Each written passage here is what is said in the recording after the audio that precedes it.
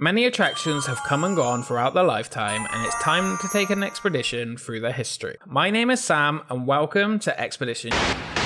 Aha! It works! Greetings, volunteers! Doc Brown here! Expedition Universal Studios, Florida. Thank you so much for watching this. There! I did it! Dr. Emmett Brown here. Please pardon the crudity of my broadcast signal, but I'm coming to you from the year 2015. I've managed to rewire this hovercam so that I can beam transmissions to you people back in the present. Unfortunately, what I'm about to tell you is of potentially cataclysmic proportions. Brace yourselves, time travel volunteers. This is...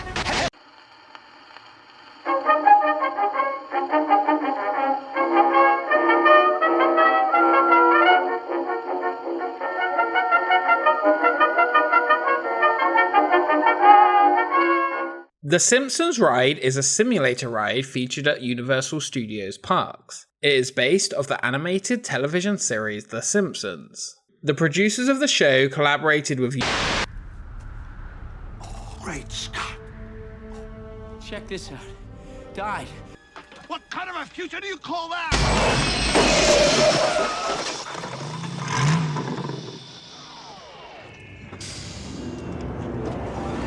Marty! You've got to come back with me.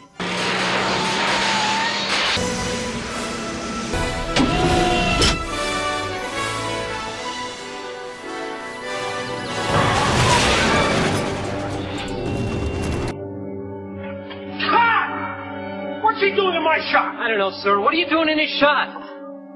Is this Universal Florida? Back to the Future The Ride is an Omnimax motion simulator ride based on the Back to the Future film series, and is set as a mini-sequel to the third film in the series. Created by Intamin, this $60 million ride opened on May 2nd, 1991. And welcome to Universal Studios Florida and the world premiere of Back to the Future The Ride. Initial discussions for the ride took place, however, in 1986, in a meeting between Steven Spielberg and Universal. Spielberg had recalled how George Lucas had taken him for a ride on Star Tours at Disneyland and had suggested Universal could never do something similar. Spielberg suggested to them doing something with the Back to the Future series. The most interactive ride I've seen yet that really doesn't involve, the roller coaster. At the time the discussion took place, the concept of Universal Studios in Florida was put on hold and considered to be dead, but it's claimed that Spielberg's suggestion helped bring the project back to life. In other words, we got problems. Initial plans for the ride were for a roller coaster. However, designers quickly realized it would be too hard to tell an effective story due to the fast motion. This is where the concept of the ride being a simulator was born. 8 riders would sit inside a Delorean car under an Omnimax dome screen. There will be 2 screens identical with 12 vehicles in each for increased capacity. An Omnimax screen is shaped like a half sphere rather than a regular IMAX screen. The vehicles were mounted on pistons, allowing them to rise, tilt and fall to follow the action on screen. The vehicles were arranged on 3 tiers and were staggered to prevent the vehicles from seeing each other when the ride was in motion. Unless of course you look to the left or right. As well as the screen, the ride would feature physical effects such as wind, water and smoke. The 4.5-minute ride film was directed by famed special effects expert Douglas Trumbull, who worked on Blade Runner and 2001 A Space Odyssey among many others. Main elements to the Back to the Future ride for me were that it was kind of the ultimate immersive experience that brought together giant screen IMAX dome projection, photographic effects, special cameras, the whole idea of motion-based entertainment. It was also written by none other than Peyton Reed, the current director of Ant-Man. Back to the Future creators Robert Zemeckis and Bob Gale had no involvement with the ride, however they were consulted on whether the new film had got the character of Doc correct.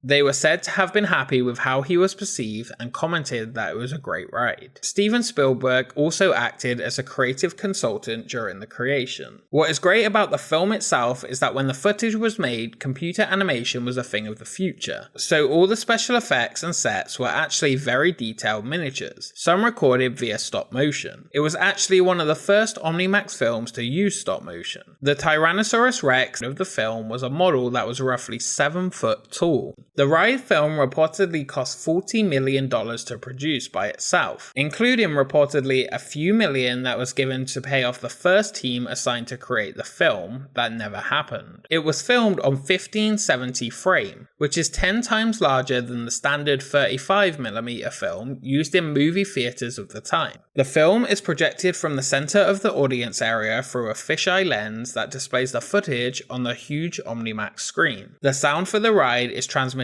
through tiny holes in the screen with additional speakers mounted inside the cars and around the theater. In 1989, Universal sent out a press release to the LA Times. The release included information on the upcoming ride, such as you would hop into a DeLorean and blast back to the dinosaurs at the dawn of time, catapult to the Kitty Hawk for a run-in with the Wright brothers, and rocket to Venice for a brush with Da Vinci, and also included a drop down Niagara Falls. This version of the ride though never happened, perhaps luckily.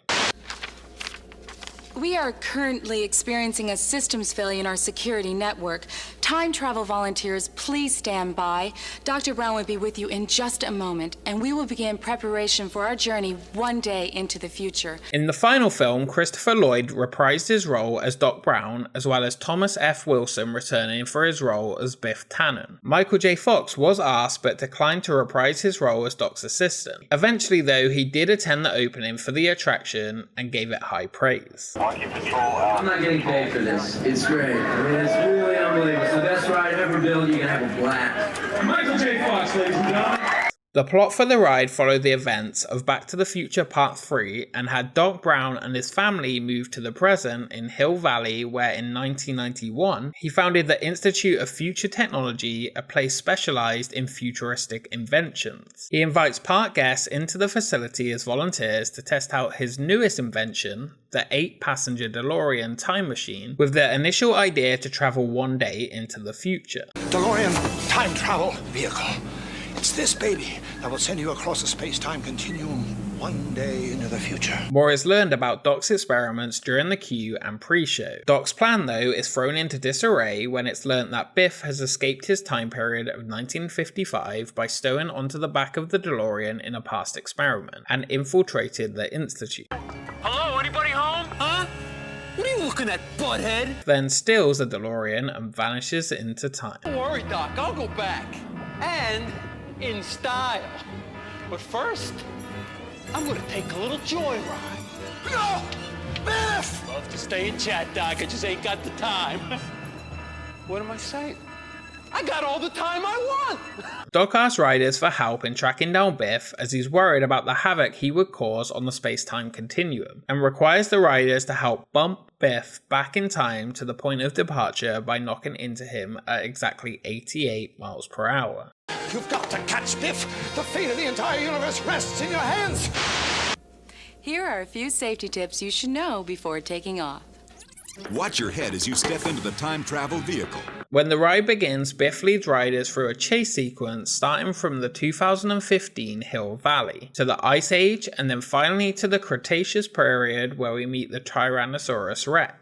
Doc Brown keeps in touch with riders via an inbuilt video display that acted as a live feed back to the Institute. When the riders finally do catch up with Biff and knock him back to the current time period, the riders crash through to the present day Institute and Biff is escorted away by security. Doc thanks the riders and the ride ends, yelling for us to get out of the ride before we meet ourselves coming in while the song Back in Time plays by Huey Lewis and the News. Some timey-wimey space stuff. After the issues with the opening of Universal, the ride was delayed to the following year after it opened. Its opening though went without a hitch and the technical issues of Universal's other main attractions. The ride operated from 1991 until 2006 when rumours started to emerge that Universal would be closing the ride. One of the theatres within the attraction were closed, with a second to follow. Rumours at the time reported it was going to be replaced by a Fast and Furious ride or a Simpsons ride. On September 7th, 2006, Universal revealed that the ride would be closing permanently on March 30th, 2007.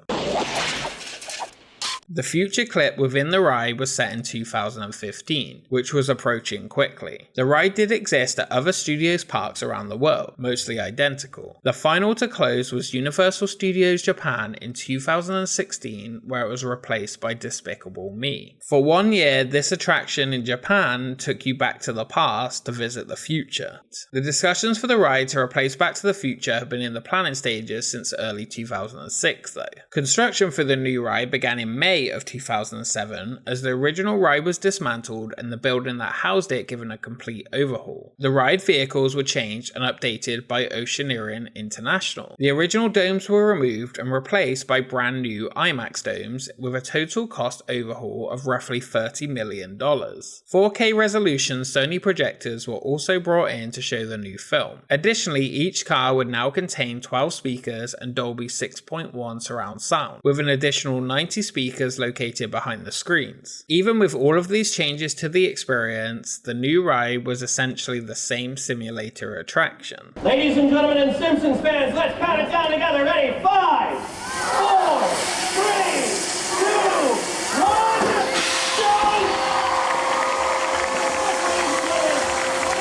The Simpsons Ride was officially opened in May 2008. Are we there yet? No. Are we there yet? No. Are we there yet? No. Are we there yet? No. Are we there yet? No. Are we there yet? No. Are we there yet? No. Are we there yet? No. Are we there yet? No. Are we there yet? No. Are we there yet? You little... Oh, I think we're there. Woohoo! Springfield comes to Universal Studios. It's the all-new Simpsons Ride. Happy times. Opening spring of 2008. Don't miss it! At least 24 original characters from the series make an appearance throughout the attraction, all voiced by the original voice actors. The queue line through the 32-foot head of Krusty showcases clips from Krusty's past and animated footage from Krustyland. Krusty's Carnival Midway is next and the first pre-show, to organize guests into cars inside the ride. TV screens display the residents of Springfield running the Midway booths at the park. Thanks to Sideshow Bob, the Simpsons finally get picked as the first rider of Krusty's new ride, billed as the most extreme ride at the park. Here's a spoiler.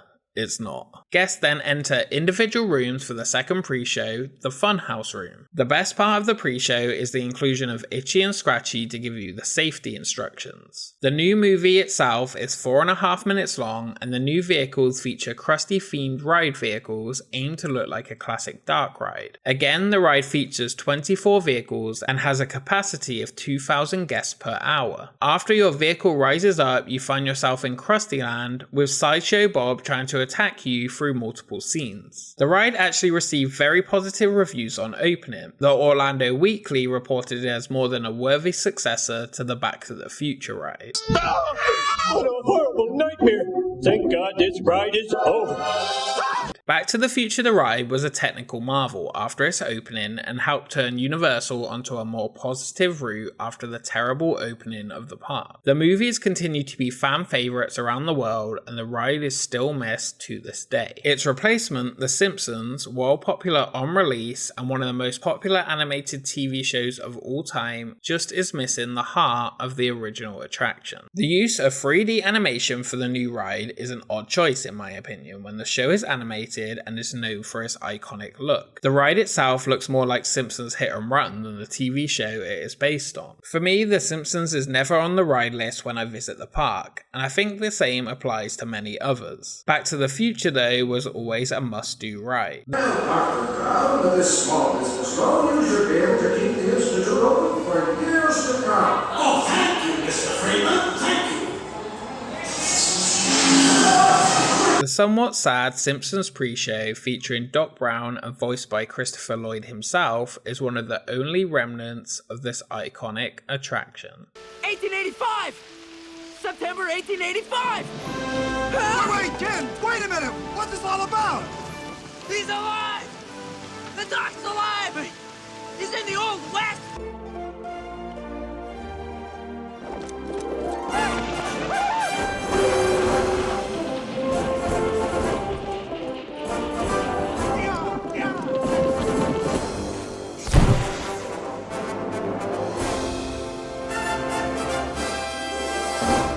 Thank you so much for watching this episode of Expedition Universal Studios. If you enjoyed it, please subscribe to join us on future expeditions, and let us know in the comments below if you prefer the Back to the Future ride or the Simpsons ride. Thank you to our Patreons for supporting the channel, and be sure to follow us on Twitter for updates on upcoming stops. We will see you next time.